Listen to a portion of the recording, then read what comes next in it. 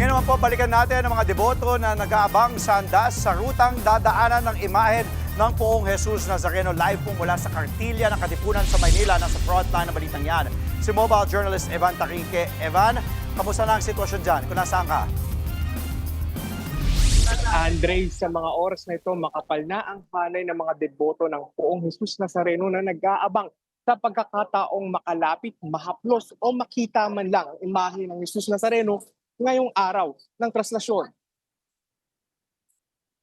Marami sa mga debotong ating nakausap kagabi pa nandito at naghihintay hanggang kaninang madaling araw nang umalis ang andas mula sa Quirino Grandstand.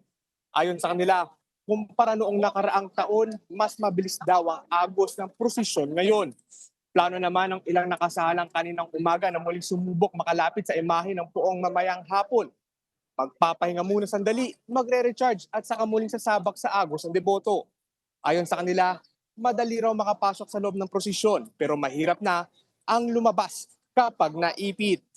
Gayunpaman, bahagi na raw kasi ito ng kanilang debosyon. Ang mga hindi pa naman nakakasalang ay nagpatid na lamang ng kanilang panyo at tela sa maliliit na imahe ng Poon na dala-dala ng kapwa deboto.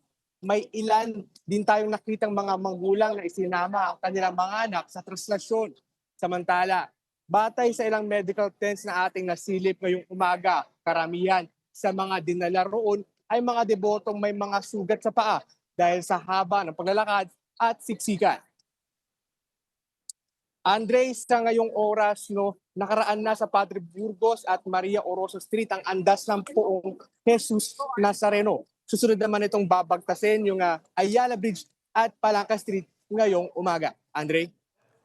Maraming salamat at mag-iingat kayo dyan. Live po mula sa Maynila, mobile journalist Evan Tarinque. Mga kapatid, Andre Felix po, manatiling may alam pagdating sa mga mahalagang balita sa loob at labas ng bansa. Mag-follow at mag-subscribe na po sa social media pages ng News 5.